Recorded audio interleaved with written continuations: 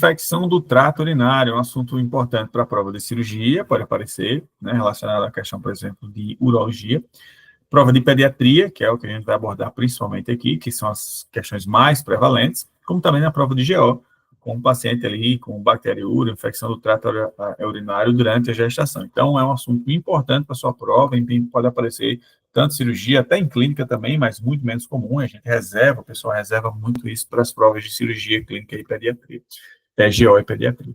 Então, vamos falar um pouquinho começando sobre a epidemiologia. Nas crianças é mais comum em meninas, uretra curta, maior exposição, 13 a 8%, recorrência de até 30%. Em meninos, a incidência é bem menor, 1 a 2%, com recorrência de até 20%. Então, como fatores de risco, nós temos o quê? Sexo feminino, a ausência de circuncisão, malformações do trato urinário, né? A constipação intestinal, que vai deixar o ambiente ali mais contaminado, próximo à uretra, né? As disfunções miccionais e também o clássico refluxo vésico-ureteral, que provavelmente, se for cair uma questão, é a chance grande de cair sobre esse tema, certo?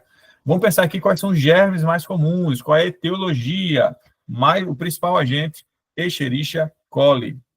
A gente também tem lembrado dos cálculos das bactérias associadas às populações específicas, como, por exemplo, o proteus. Aí você tem que lembrar a associação com o cálculo de Struvita, anota isso, deixa registrado para a sua prova. Staphylococcus saprophyticus, que é comum em adolescentes sexualmente ativas, lembrar disso, e as pseudomonas são relacionadas a procedimentos, infecções hospitalares, até aí a manipulação da uretra, seja por sondagem ou até cirúrgica, certo? Para sua prova também, detalhes importantes aí, adenovírus pode causar cistite hemorrágica, isso é importante aí para a sua prova. Além disso, a gente precisa classificar as infecções do trato urinário, como baixa, seria a cistite, que é a infecção da bexiga, e a alta, que é a pielonefrite, que é a infecção ali do parênquima renal, mais lá em cima. Uma coisa importante aí que você tem que lembrar para a sua prova é que a bacteriúria assintomática, ou seja, o paciente que está urinando bactérias, mas não tem sintomas, a gente não trata com antibiótico, exceto em gestantes ou pacientes que vão ser submetidos a cirurgias urológicas, ok? Quais são manifestações clínicas mais comuns aí na pediatria? Vamos lá, cistite, que seria o quê? A disúria, polaciúria, urgência miccional, geralmente sem febre, tá? Pielonefrite, seria pacientes com febre alta, calafrios, dor lombar, né? E em recém-nascido, a gente pode ter uma irritabilidade e recusa alimentar, tá bom? É um quadro aí bem mais grave. Para fazer o diagnóstico, é clínico mais laboratorial. Então, você precisa ir do AS, que é um sumário de urina. Se você tiver maior ou igual que 5 leucócitos por campo, ou maior que 10.000 por ml. A esterase leucocitária positiva, nitrito positivo, que sugere a infecção por bactéria gram-negativa, piúria e bacteriúria, certo?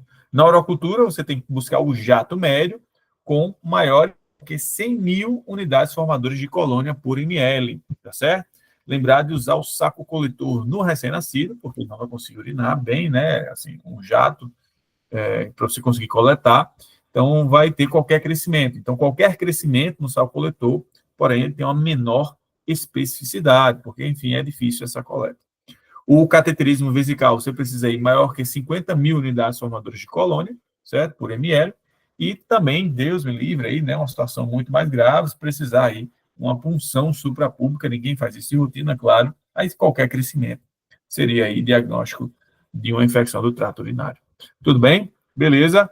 Então, aqui, tratamento. Vamos falar um pouquinho de tratamento na pediatria. A cistite, a gente faz o tratamento ambulatorial, 3 a 5 dias, pode usar cefalexina, nitrofurantoína, o Bactrim, tá certo? Porém, o Bactrim é desaconselhado pela Sociedade Brasileira de Pediatria.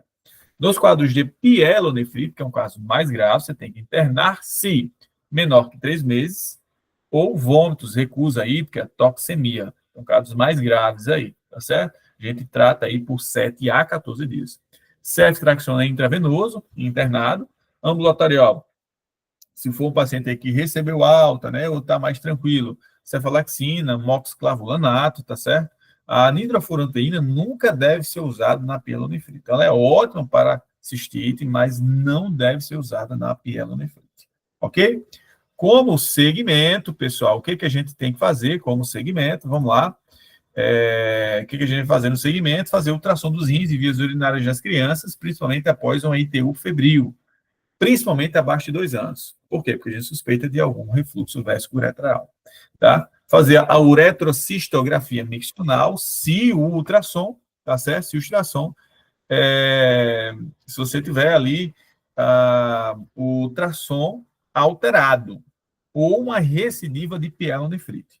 Então, se o ultrassom alterado ou recidiva de pielonefrite, tem que fazer a uretrocistografia miccional. A cintilografia renal com DMSA para detectar pielonefrite ou uma cicatriz renal. Então, é indicada em pacientes com diagnóstico confirmado de refluxo vesco-ureteral. Tá certo? Então, faz ultrassom, o quê? Após a primeira ITU febril, principalmente 2 anos. Aí, se tiver alterado ou recidiva da pielonefrite, que o ultrassom não conseguiu ver alguma alteração, né? Aí você faz a uretrocistografia miccional, certo?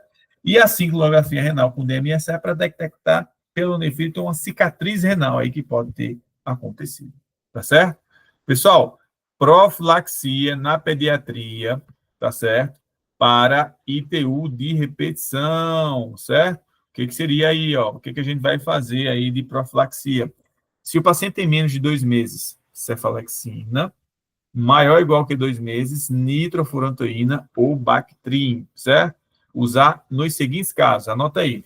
Durante a investigação da causa, então você não sabe o que aconteceu, será que tem alguma anormalidade? Teve um ITU de repetição, o que está acontecendo, né? Se o paciente tem, por exemplo, diagnóstico de refluxo vesco-ureteral, né? Um refluxo grau 3 ou 4, aí você tem que fazer a profilaxia. Um refluxo grau 1 ou 2 com DMSA alterado, ou seja, já tem uma cicatriz renal, foi uma infecção grave ali que deu até uma manchinha ali no rim. Então, você tem que fazer também essa profilaxia para evitar lesões renais mais graves. E se o paciente tem, clinicamente, aí, ITU de repetição. Tá certo? Max, isso é tudo de pediatria, ok, mas o que é importante para o adulto, né? Vamos pensar aqui, ó, tratamento da UTI no adulto. Cistite, medicamentos. Cipro, 500 miligramas, aí 12 em 12 horas, por 7 a 14 dias, se homem, né, ou uma cistite recorrente. A fosfomicina, que é o monuril, tá certo? Dose única, tanto para homens ou mulheres, ou também aí a nitrofurantoína, que é 100 miligramas de 6 em 6 horas, aí por 7 a 10 dias nas mulheres. Se o paciente tem cistite de repetição, que é diagnóstica, é definido como maior ou igual que 2 episódios em 6 meses, ou 3 episódios em 1 ano, a gente tem a recomendação aí de usar urinar após as relações sexuais, fazer uma boa higiene local, né, hidratação adequada e também a nitrofurantoína 100 miligramas por dia por 3 meses a 1 ano. Tá certo? Isso é importante aí para você tratar o seu paciente adulto. Na pielonefrite, que é um quadro de cistite, por exemplo, mais febre, mais sinal de Giordano positivo, apoio em percussão, tá bom? E alterações laboratoriais, é um paciente mais grave. Aí você indica internação o quê? Paciente imunossuprimido, gestante, presença de cálculos, homens, né? Vômitos persistentes. Não é o fato de só ser homem que vai indicar a internação, não, né? É um conjunto de sintomas. E as opções terapêuticas são cipro, né? Ceftriaxona, né? A amoxicilina, clavulanato também, certo? Ou até a levofloxacina. Tudo bem, pessoal? Vamos fazer aqui um resumo final para saber o que é importante para a sua prova. Vamos lá. Ó, ITU é uma condição comum na pediatria em adultos. E a etiologia predominantemente é bacteriana. O diagnóstico depende da clínica, mas exames laboratoriais, ok? O tratamento e a abordagem vão variar conforme a idade e a gravidade do local da infecção, se é alta ou baixa, certo? A gente tem que ter um cuidado especial com crianças pequenas, com necessidade de investigação anatômica ali, após o ITU febril, pedir ultrassom, certo? Se o ultrassom estiver alterado, o retrocista miccional, certo? Evite nitrofurantoína em pielonefrite, isso é importante para a sua prova, tá? Porque não conseguir tratar. E sempre avaliar critérios de profilaxia ou encaminhamento para os tratamentos especializados. Pessoal, isso é importante para a sua prova, espero que você tenha gostado aí e até a próxima. Valeu!